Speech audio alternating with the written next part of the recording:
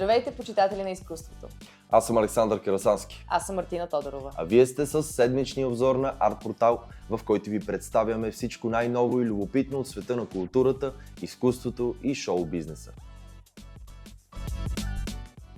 Започваме с една интересна новина. Синовете на Пол Маккартни и Джон Ленън издадоха съвместен сингъл. Песента се казва Primrose Hill и е кръстена на едноименния лондонски парк.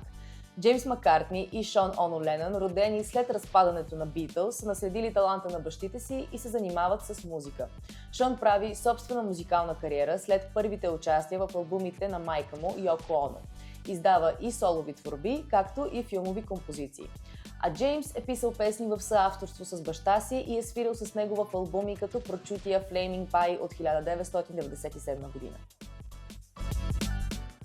През тази седмица се появи още една новина, свързана с Beatles, която преплита музикалния с филмовия свят. 54 години след излизането си по кината, филмът Let It Be, посветен на Beatles, най-после ще бъде достъпен за широката общественост. През май 1970 година се състои премиерата му, на която обаче не се появява нито един член на Beatles. Филмът е мрачен портрет на разпадането на най-великата група в света и е пуснат само няколко седмици след като Пол Маккартни официално обявява раздялата им. В продължение на десетилетия филмът е бил почти недостъпен, но всичко това ще се промени на 8 май, когато лентата ще се появи в Disney+. Let It Be е режисиран от Майкъл Линдзи Хок и е възстановен от Питър Джаксън. Той е прегледал 60 часа кадри, за да създаде класическия документален филм The Beatles Get Back, който излиза през 2021 година. Винаги съм смятал, че Let It Be е необходим, за да се завърши историята на Get Back, казва Джаксън. От Disney Plus минаваме към Netflix, които обявиха, че тази година ще излезе екранизация на романа «100 години самота» на носителя на Нобелова награда за литература Габриел Гарсия Маркес. Новината беше съобщена с пускането на официален трейлър точно на 17 април, деня, в който се навършват 10 години от смъртта на писателя. Филмовата адаптация на романа беше обявена за 2019 година, но едва сега са представени първите кадри. Публикуван на 30 май 1967, романът «100 години самота» разказва в 20 глави историята на населеното място Макондо. То е вдъхновено от родното село на автора в Северна Колумбия. Сюжетът проследява семейството Буендия в продължение на 7 поколения, като се смесват фантазия и реалност. Първоначално издадена в 8000 екземпляра, днес книгата е продадена в над 50 милиона бройки и е преведена на 46 езика. А сега поглеждаме към технологичния свят. Платформа за социални медии вече стартира първия в света конкурс за красота на изкуствен интелект.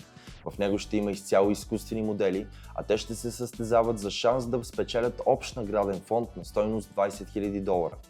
Създателите твърдят, че церемонията може да бъде Оскарите в света на технологиите, когато 10 000 AI модела превземат социалните медии.